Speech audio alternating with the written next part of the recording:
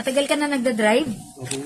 Kahit ngayon ka lang kumuha ng lisensya. Pag mahuli gani tayo, mangutang tayo ng pambayad sa multa. Double dead. Kasi nakapangutang ka na, bayad ka lang multa, wala ka pa rin lisensya. Siyempre, ngayon meron na.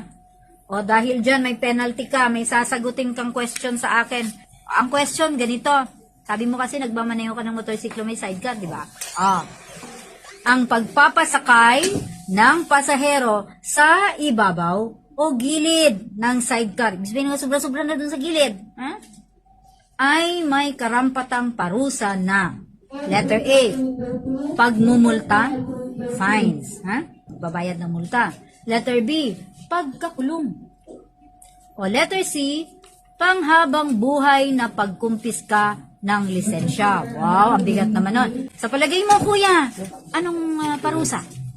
A po. Letter A, pagmumulta. Kasi hindi naman siya gaano kabigat. Ha? Hindi siya maituturing na major violation.